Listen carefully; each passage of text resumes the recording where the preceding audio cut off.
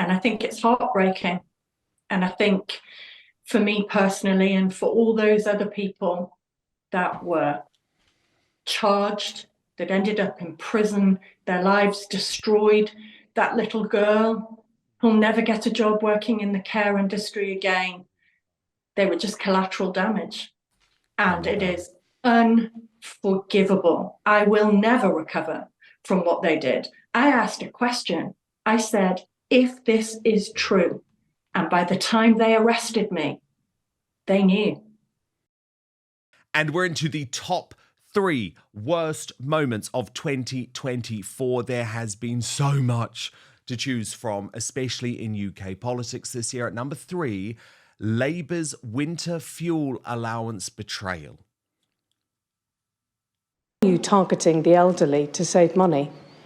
We have found a £22 billion black hole in the economy, and we've got to fix it. What we're not going to do is pretend it isn't there or paper over it. That's what the last government did, and it made it worse. That means we've got to make tough choices. I don't want to cut the winter fuel allowance. I don't think anybody government wants to do that, but we've got to fix the foundations of our economy. And that's what this is all about, making sure that we fix the foundations, and then having done that, that we can build a better future that pensioners and so many other people voted for in this election. So this is a tough decision.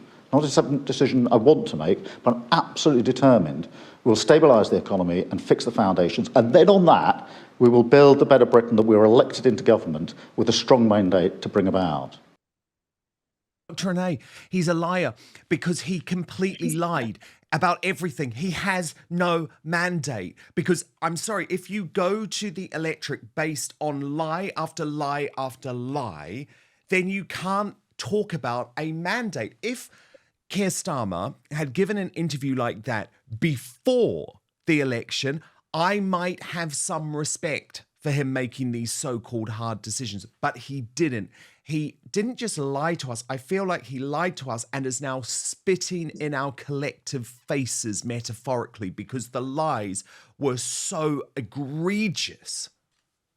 Right, so their lies were so egregious. There is no £22 billion black hole to start with, and they still, to this day, are going with it. And yet their own OBR, who they venerate, say that there isn't one. At most, there was £9 billion of financial pressure. Yeah, and by the way, they created £9 billion with their ludicrous pay rises to the train drivers. So, Exactly. And what they've decided to do, these are all decisions, these are choices, these are not things they had to do.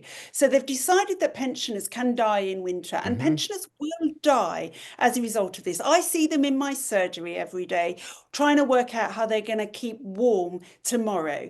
That's number one. So they're willing for pensioners to die. They're willing to sacrifice farmers. They're willing to sacrifice small businesses and make people unemployed and businesses go under. But at the same time, they're willing to give 11 billion quid to Africa for climate change, 500 million to Brazil for their farmers. They don't care. They want to be part of this global cabal and be damned with the old people who don't vote for them. It is disgusting, it is evil, and it is cruel. Very well put. Bernie? I think she just said it all. Like literally every word I was going to say. But I would also say that the policies they have brought in have made Britain have the most expensive energy of anywhere in the developed world, with prices only going up. So how are they going to deal with pensioners next year? Because the greatest cause of death isn't heat, it's cold. Exactly as Renee says. Now, it's £300. I understand that is a large amount when it's all added up. And what they've said is, if struggling pensioners claim for their pension credit, if they all did that, then they'd all get their £300. But what Labour are not telling you is that if the people did all claim through their pension, it would be higher than the amount they've just lost in taking 300 quid off the pensioners. And my worry is not so much about this winter, because, family members do have a little bit of money, perhaps extra this year, to give to pensioners. But 2 years down the road, we're going to have an almighty problem. Oil prices are up. We're not bringing in as much gas. Our energy prices are going up. How are these people going to pay? And how are these pensioners going to buy heat pumps? But I don't. What are we going to do about it? I actually don't think they care, Bernie. I think they see pensioners as a burden on society because they need to pay their pensions. So actually, if they do lose the 4,000 pensioners that their very own report predicted would die if the Conservatives took away the winter fuel allowance, actually, that's actually quite cost effective for Labour. I think that's how they see it. Well, it might bring down some of the waiting lists at the NHS, I guess. If we're not treating elderly people, then there's a bed free, hey? Yeah. No, indeed. Very, very good points. But look, let's move on to number 2 now. And a similar theme, Starmer. But this one is actually more about the mainstream media, who seem to make a decision this year to cover up something that they are all talking about in regards to Starmer's private life. I have described it as Starmer's big secret. And we were one of the only media organizations, obviously we're in the independent media, to dig down into what's really going on in this story, including with Guido Fawkes. And here is the moment where Paul Staines, the editor, or he was the editor, the founder of Guido Fawkes now, went as far as he legally could to bring Outspoken viewers the truth about the MSM cover-up of the truth of Starmer's family. Do you know anything more? Or are you under pressure legally not to reveal more? Well, we've both been in the game a long time. You know the rules. If you can't stand it up completely, you can't run the story. So we have a name, as do the Mail and the Telegraph. We have a birth certificate. And people have been looking into it. People have been journalists have contacted the family. So it's in play, and a lot of people do know it, but we have not been able to substantiate it to the degree that you need to publish.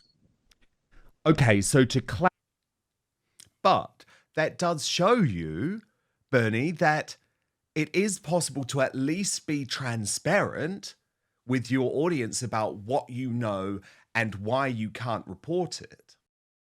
If you want to look sharp for all of these New Year gatherings, check out the latest masterpiece from Manscaped, the Chairman Pro Electric Foil Shaver. Trust me, this is an incredible product guiding you to smooth, irritation-free shaving.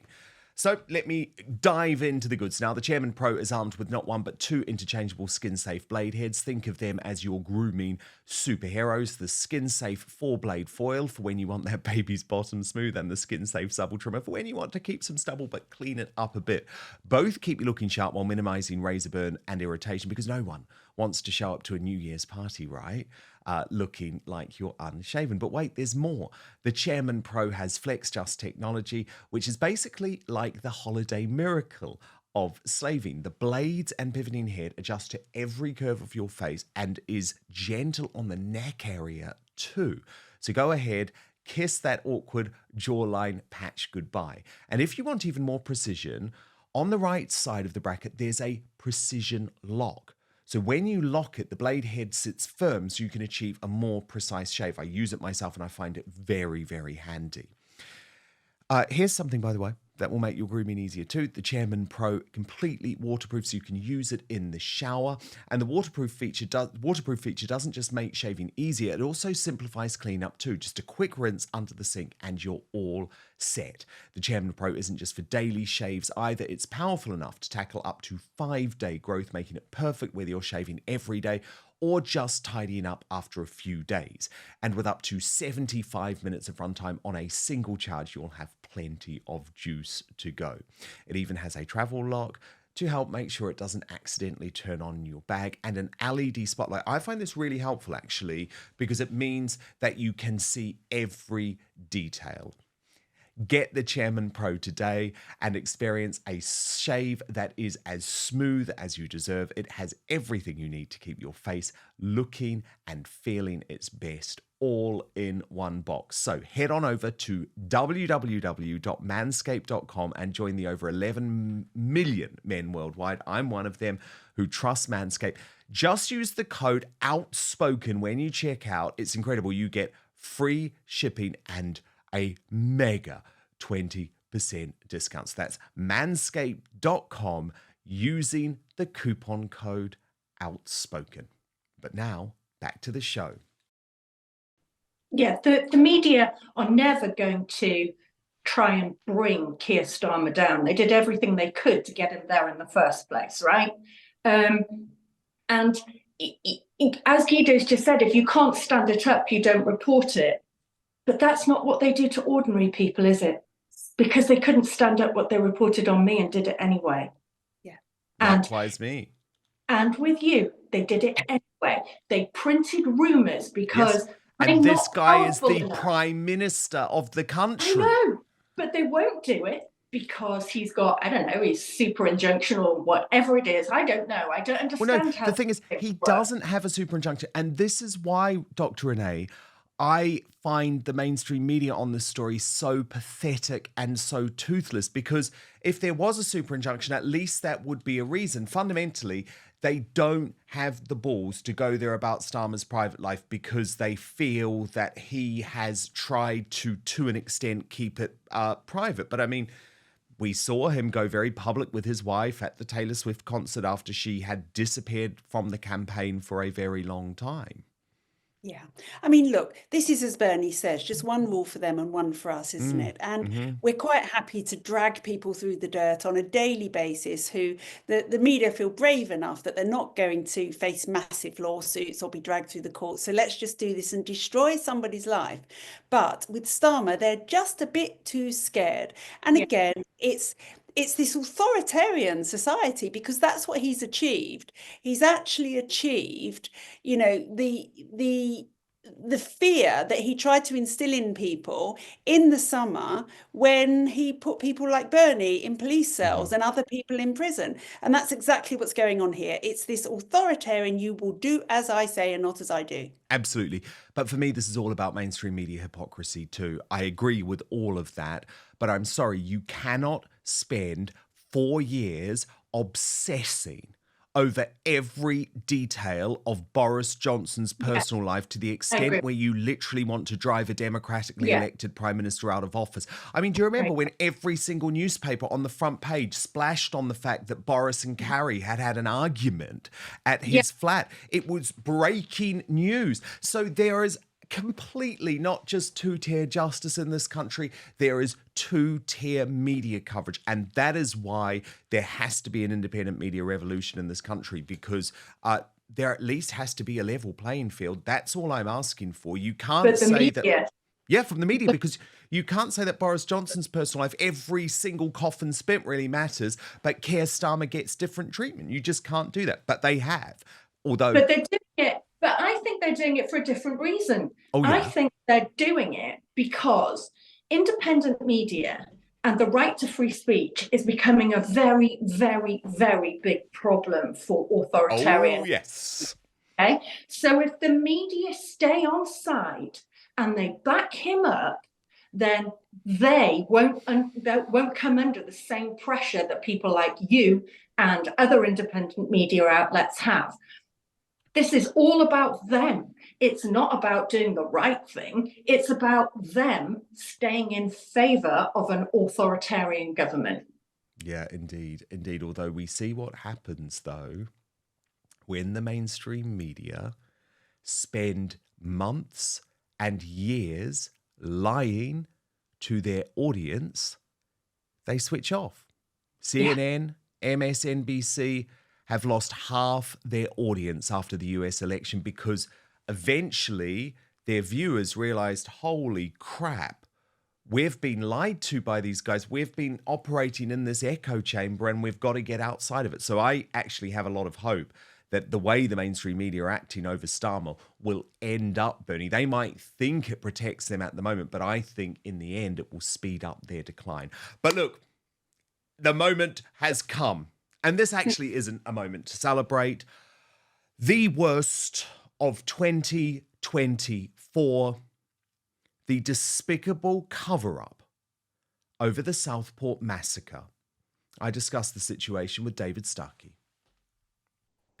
Now, the Sunday Times, and this was very obvious to us, can disclose that the Crown Prosecution Service first sought permission from the Attorney General's office to charge Axel Rudicabanner with possession of a biological weapon on October the 15th, 14 days before the charge was eventually announced. While the CPS normally makes decisions to charge suspects independently, there are a small number of serious offences that require consent from the government's two law officers, the Attorney General, Keir Starmer's best mate, and the Solicitor General. Sources have suggested to the Sunday Times that the delay was at least partially linked to significant concerns among ministers, the CPS and police that the announcement could spark public disorder. But David Starkey, firstly, such a pleasure to have you on Outspoken. Secondly... Morning, Dan, yes. Great to have you. Secondly, this to me now feels like an absolutely despicable establishment cover-up. I mean, there's no way that Yvette Cooper and Keir Starmer did not know within days that ricin was found at the home of Axel Rudicabanner, that he had downloaded an Al-Qaeda terror manual. However, we were not told a thing. And then the actual announcement delayed because of not just Chris Cabba, but also this Tommy Robinson protest. We do recommend that people go back. I've packaged up the David Starkey interview and one of our highlights of 2024, because he explains, Bernie, how this was a cover-up that absolutely is out in the open. It's how the establishment now works in Britain. Yeah, and I think it's heartbreaking.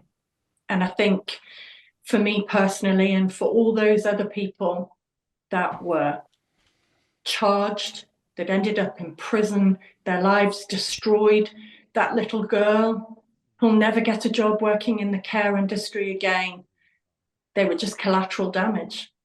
And it is unforgivable. I will never recover from what they did. I asked a question. I said, if this is true, and by the time they arrested me, they knew. Oh, they knew. They absolutely knew. I mean, Dr. Renee, look, there's a lot on this cover-up which is still not public. I find that disgusting. It's because of the UK's contempt of court laws. But as Bernie points out, they don't give a damn when they're trying to send a message about people who are posting on social media or potentially turning up to a protest. The Home Office was actually happy to put the faces of people out as if they were already guilty of a crime before they had gone through any process. Yet in this case, lots of information about Axel Rudicabanner was covered up for such a long time. I still can't say everything that I know. I hate that. But it is the law that we operate under in the UK. But what we can say, as Bernie is very clear on, is that the Home Secretary, Yvette Cooper, and Keir Starmer, the Prime Minister, when they were trying to demonise people like Bernie, would absolutely have known that there was an Al-Qaeda training manual found within his house and that he was producing ricin. Yeah. I mean, look, this all comes back to the same theme that we've talked about so often in today's show, doesn't it? And it's about living in an authoritarian state and our thoughts and our speech being controlled.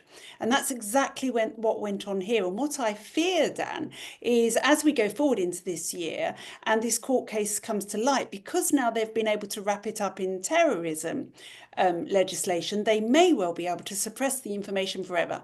We may actually never find out the truth about this young man because they don't want us to, and because they don't want us to, because they don't want us to think about it and join the dots of what's going on as boatloads of people like this young man arrive every day or come legally as this family did. It might create unease amongst people who are worried about their communities. So I fear that this isn't going to change. This isn't going to get better. This is the state that they want us to live in, and they actually want it to be more controlled than it currently is. Indeed. Well, what a year it has been. Dr. Renee Burney of If This Is True, a must subscribe YouTube channel. Thank you so much for being part of the Outspoken family this year. A lot, unfortunately, to commiserate on in 2024, but let's hope for a better year, eh? Oh, I hope. Together. Yeah, we'll get through. We will get through. Thank you both so much. Thank Thanks, you. Dan. Thank you so much for watching Dan Wootton Outspoken. Please click on my face just to the bottom left to subscribe to this brand new independent news source and turn on the notification bell so you'll be alerted to our brand new live shows, uncancelled interviews, and special royal episodes. Outspoken is also now available as a podcast, so you can listen to the show every weekday on the go, wherever you are.